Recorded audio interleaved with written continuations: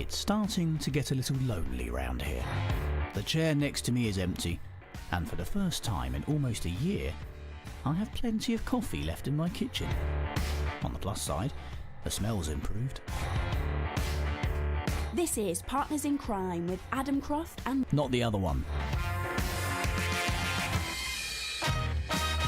Yes, hello, and welcome to episode 41, I think, of Partners in Crime. Bob is away again for another week.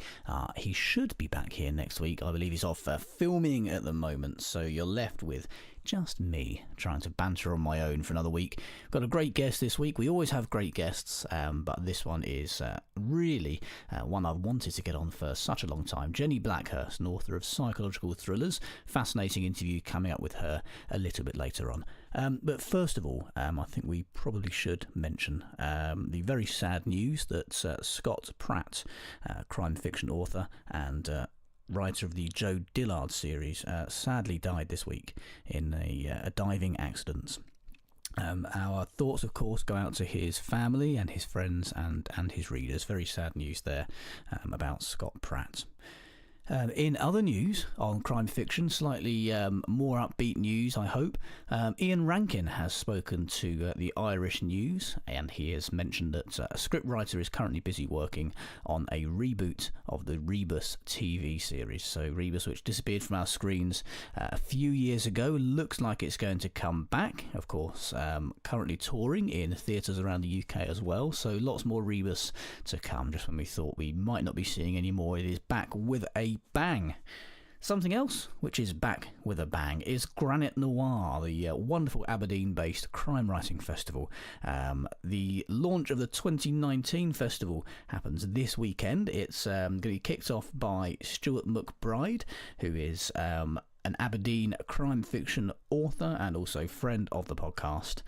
He is going to be announcing the lineup this weekend for Granite Noir, so do keep an eye on social media and on the Granite Noir website for that, and hopefully book your tickets for next year, and we will see you up there in beautiful sunny Aberdeen. And I say that with not an ounce of sarcasm, I promise you.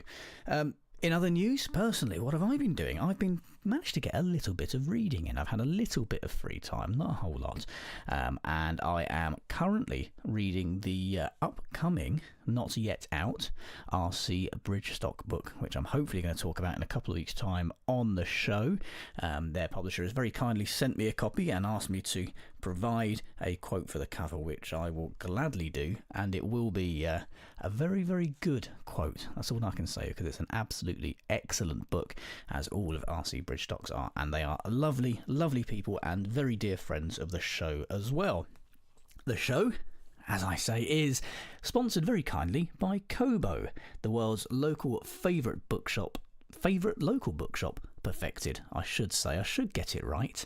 If you're not yet a Kobo reader, you absolutely should be. You don't need to use one of their e-readers, which are fantastic, by the way. You can use your mobile, your tablet, or any device you like. There's a free Kobo app. And as a listener to Partners in Crime, you are eligible for a 90% discount off of your first ebook purchase from Kobo. Just go to kobo.com, find the book you would like to buy, and enter the promo code CRIME at the checkout, and those lovely people will give you 90% off. You can't say much fairer than that, can you? If you want to get in touch with us in the meantime, or just me this week really, you can email hello@partnersincrime.online.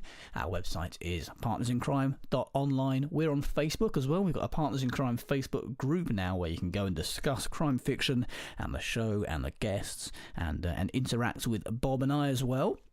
Or interact with me and Bob, might be a more grammatically correct way of putting it. Or you can get us on Twitter @CrimeFicPodcast. But now I think I should probably stop waffling and take a bit of a breath, and we'll go and have a little chat to Jenny Blackhurst. Psychological thrillers have been nothing short of a publishing phenomenon in recent years, and one of the authors who's been responsible for bringing tales of domestic noir to the bookshelves of the world is my guest today, Jenny Blackhurst. Welcome to Partners in Crime, Jenny. Hello, thank you for having me. It's a pleasure. Now, your first book, let's start there, How I Lost You. It's got the most extraordinary hook. It reads, "My name is Emma Cartwright." Sorry? You do love a hook, don't you? I do love a hook. Yeah. The hook for this one is incredible. It says, "My name is Emma Cartwright. 3 years ago, I was Susan Webster, and I murdered my 12-week-old son Dylan." I mean, wow! Talk about being pulled straight in. But it wasn't just a case of thinking up a hook that would engage readers, was it? Because I understand there was something else behind the genesis of that book. Yeah, to be honest, the hook actually came afterwards, I suppose. I almost wrote half of the book before the hook. It was more of a marketing tool, really, the hook, rather than the reason I wrote the book. I started writing after I'd had a baby myself, and there was a lot of my emotions poured into it. A lot of things I identified with, like becoming a mother, losing your identity. I just lost my job. So there was a whole host of things going on. So I wasn't thinking, this is my hook, this is the book I need to write. I sort of wrote it first, and then the hook came afterwards. I mean, and it's a situation that fascinates me, and I've written about a few times. It's that weird but complete change in your life and personality after your first child's born. It's, I mean, it's an extremely vulnerable place to be, isn't it? And I think in many ways, it's an ideal situation for a psychological thriller. Absolutely. I think anything that invokes strong emotions is ideal for a psychological thriller, because that's the psychological part of it. And then obviously you've got the hooky part of the mystery, and that's the thriller side of it. The people racing to find out what really happened, and all the people trying to stop you finding out what happened. I think that's present in any thriller, but the bit that makes it psychological is the bit that taps into the real life side of it. And one of those real life side of it is things like postnatal depression and the loss of identity you feel after you become just someone's mum, as opposed to a person as a whole. So yeah, a lot of it was rooted in emotion, and then afterwards I had to draw the mystery and the thriller to the forefront in order to sell it and make it commercial.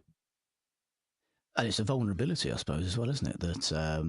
That is required, I suppose, in a psychological thriller, particularly in the main protagonist. Something there that makes you doubt them and makes them unreliable.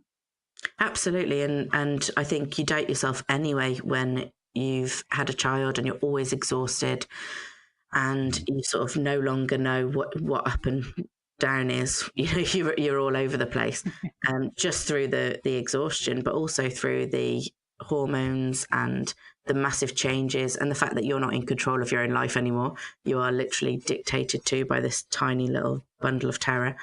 And I think all of that makes you unreliable. So a new mum is perfect for an unreliable narrator, I think.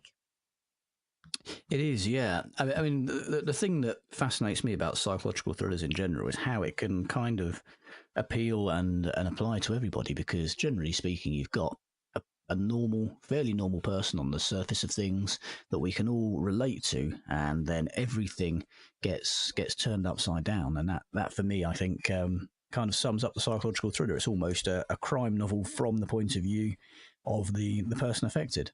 Absolutely. They call it domestic noir as well, don't they? And I think I like that term. I know some people don't, but I like that term because it gives you that sense of straight away, you know what you're getting. You're getting something set in the ordinary world.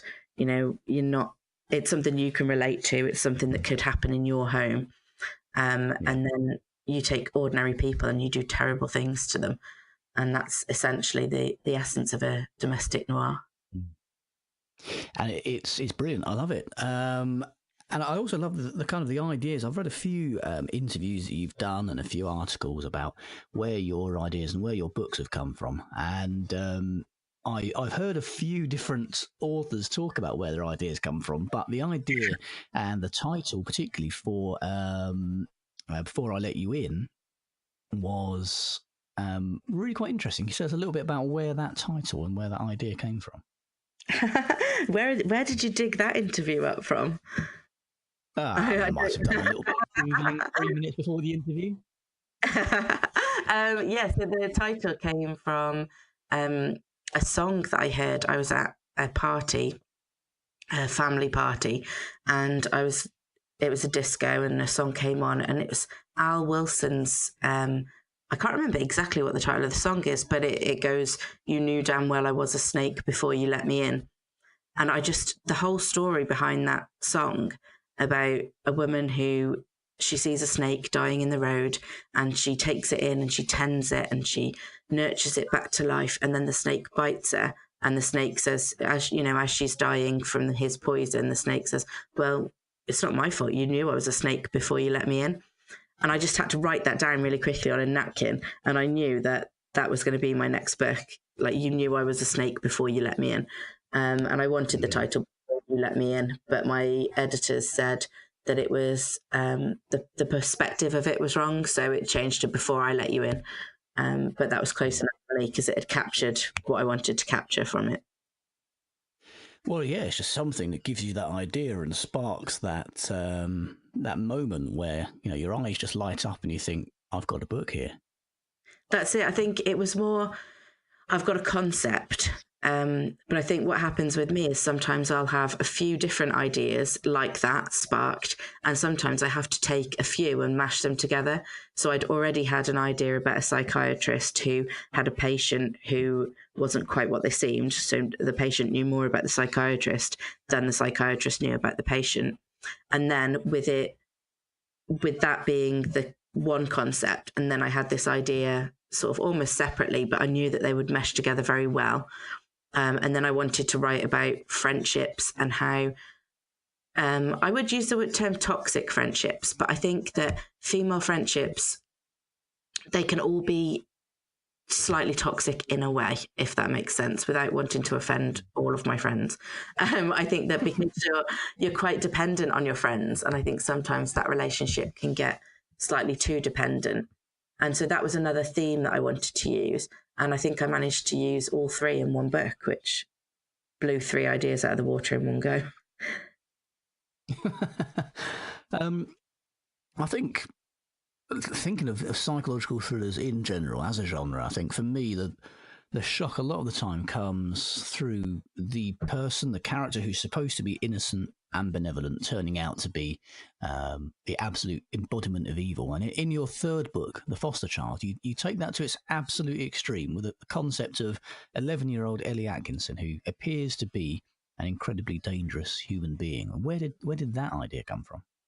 I love this book. I loved writing this book, I should say. The idea, again, they come from concepts. So my ideas rarely just sort of, to quote J.K. Rowling, my ideas rarely just walk into my head fully formed. It's always some vague concepts that are floating around, and I'll sort of pick at one and mesh it with another one. And it's all about themes I want to explore. I did psychology in university and A-level. I really enjoyed just exploring different themes. So I've explored the theme of identity, and I did a bit of postnatal depression in the first one. In the second one, it was cognitive dissonance. And in The Foster Child, I wanted to explore not just the concept of good and evil, but also sort of mob mentality, mass hysteria. So how one person can plant a seed, and people, it's almost a self-fulfilling prophecy. People start to believe, there's the slightest bit of evidence that points towards what someone said, and then someone else will believe it. And then it'll be like, "Oh, I didn't think it was true, but now I've seen this and now it must be true." And that's a very timely thing as well in the world at the moment. I think if you're looking politically and the way the world is going, without getting too heavy on a crime fiction podcast, absolutely. that's kind of that psychological aspect is something that is very, very much of the here and now. Absolutely. And my book doesn't use social media, actually, but I think a lot of that social media is to blame. I saw a video clip recently, and I really can't remember off the top of my head what it was about, but I remember thinking Twitter had got fired up about it. And I remember thinking that whole clip is out of context. And so I'm not necessarily saying what these people are saying is wrong, but they don't know that that's right. They might be right, but because the clip was out of context, they had just all got so fired up, thousands and thousands of people, and they couldn't prove that what they were saying had any basis. It was just that it kind of looked like it fit.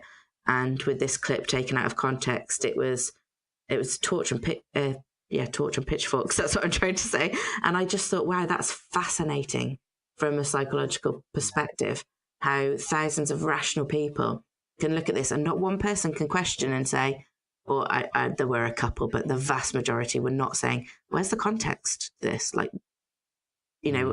what are we planting this in? And yeah, I just find things like that absolutely fascinating. Well, I think human beings seek an identity, and we like to belong to a group, to belong to a tribe. We are animals, I suppose, aren't we? We are tribal, and things like that. When you see somebody who purports to be a leader, who purports to have the truth, and to is letting people know that truth, then that's when I suppose the mob comes out baying. Oh, but you would think that we've come so far over the years. And when you look at some things that you see on social media, you think we haven't come very far at all. Mm-hmm. And I think it's really, really scary. But also, like I say, fascinating. I use that word a lot, but I'm fascinated by a lot of things. I just look and think, wow, how is this happening? Well, I think as a writer of psychological thrillers or crime in general, I think you have to be interested in psychology and in society in general. I think it, from reading psychological thrillers, I'll get my tongue in, and crime fiction, it seems that all the best books do have that link and are social commentaries, I think, without getting too deep with things.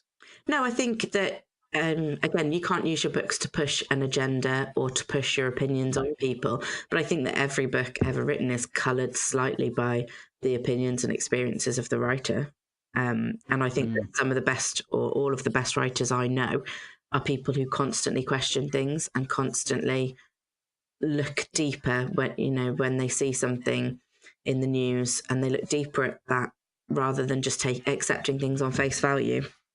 I think that's part of our job, is to look deeper into everything and find the story, I suppose. Pull out the story. Yes. I mean, while we're talking about the here and now, your new book, The Night She Died, was out just a few weeks ago, actually. Can you tell us a little bit about that?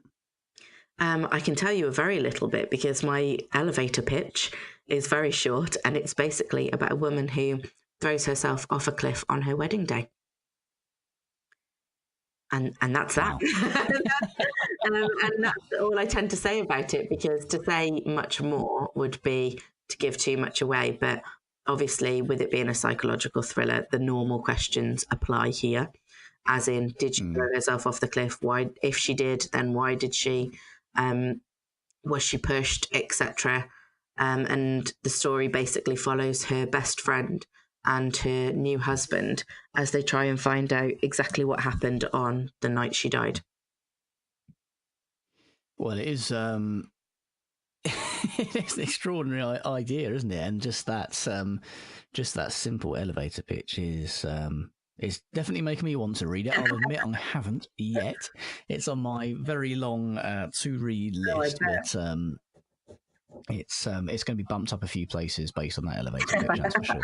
I did an interview an event last night in Waterstones, Liverpool, and I said the elevator pitch, and one woman went, wow, just in the audience, and I was like, you are hired. I'm going to take you everywhere I go to have that reaction at the end of it. So that's what you look for, isn't it, when you make your pitch? I guess so. Yeah.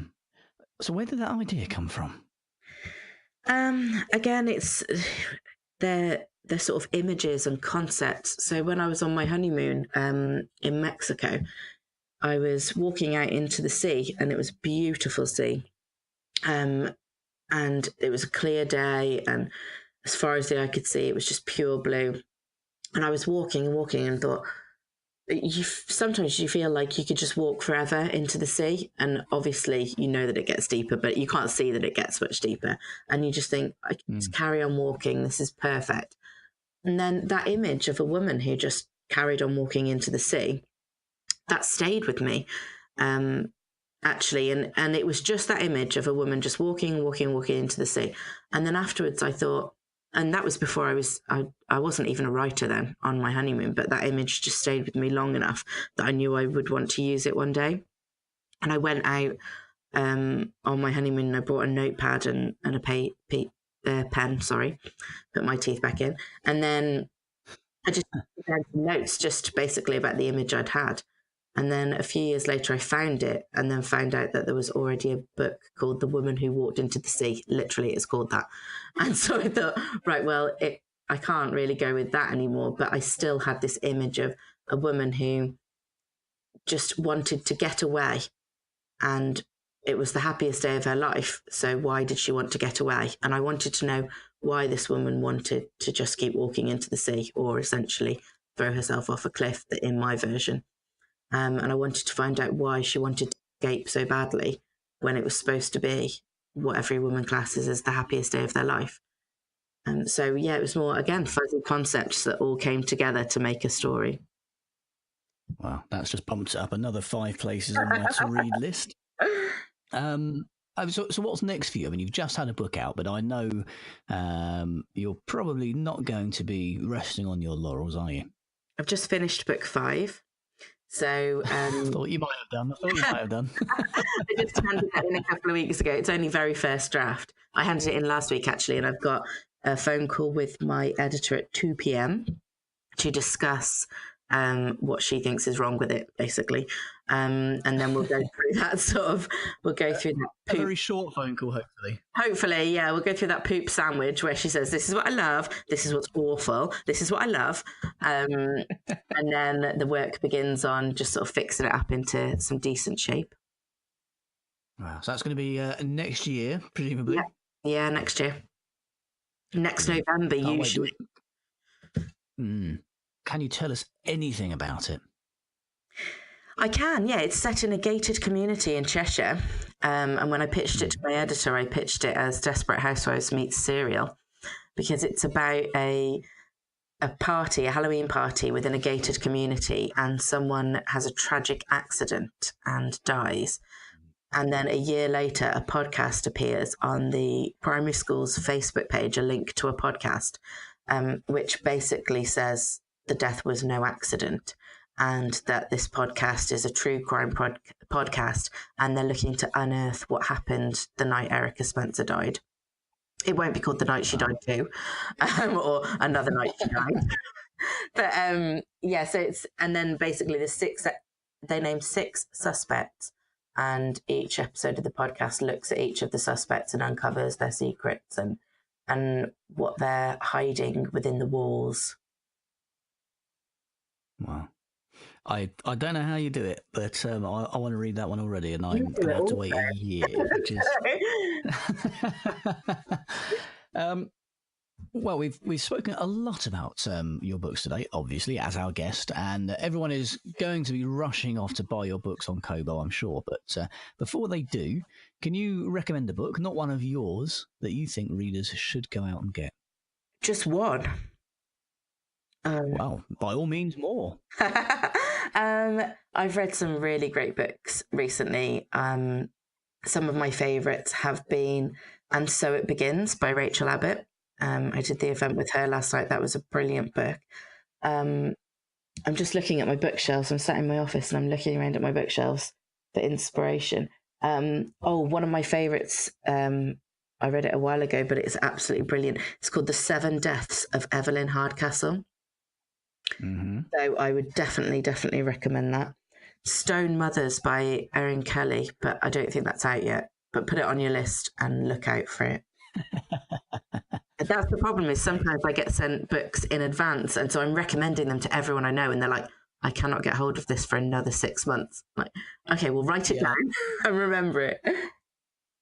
Yes, and with your own books as well, I've found, especially if, like me, you're getting sort of 3 or 4 a year out, you're doing an interview, you're talking about one book, which is, might not even be the last one you wrote. It was the last one that came out, but, your head is in another book, and once you've finished writing one, you've forgotten all about that. And it's very confusing trying to remember which point in time you're meant to be when you're actually a year ahead or however long. Absolutely. And people, when you speak to them for the first time in an interview, they don't just want to know about your latest book. They want to know about all of your books and where it all began. And sometimes that can be like my first book was published 4 years ago, but I wrote it 6 years ago.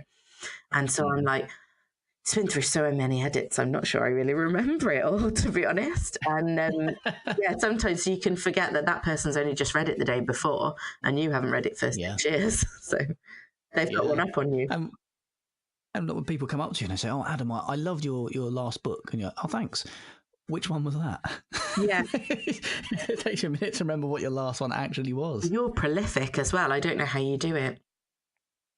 I don't have any friends, basically, so I just spend all my time sitting here writing. Well, neither do I now. I've written about them all, so maybe spend all my time writing too. Be a writer. How to lose friends quickly. Jenny, thank you so much for joining us on the show today. It's very kind of you to give up your time. I know you're extremely busy at the moment, but everyone should rush out and get your books immediately. Oh, thank you so much. All of Jenny's books are available to buy from Kobo. If you're a listener to Partners in Crime, which you are because you're listening to Partners in Crime, you can claim 90% off of one of Jenny's books if it's your first purchase from Kobo. Just go to kobo.com, find one of Jenny's books and enter the promo code CRIME at the checkout, and it will automatically take 90% off of the price of that first ebook. Now, I really do recommend Kobo. Fantastic platform for buying and reading books. You don't need one of their readers. And I'm not saying that just because they are the very kind sponsors of Partners in Crime. It's the other way round. I asked them to sponsor Partners in Crime because it's such a wonderful platform and I really do love Kobo. So do head over to kobo.com and grab your 90% discount. Now, Mr. Dawes assures me he'll be back next week. That is, of course, as long as they don't have to keep redoing all of his scenes and doing retakes and things like that, because he can't get the hang of it the first time round. So on that note, you should probably expect him back in about 6 months. Partners in Crime was presented by Adam Croft and not the other one. And produced by Adam Croft. The theme tune was by the Caesareans. The Partners in Crime logo and imagery were designed by Stuart Beisch. Partners in Crime is sponsored by Kobo, your favourite local bookshop, perfected.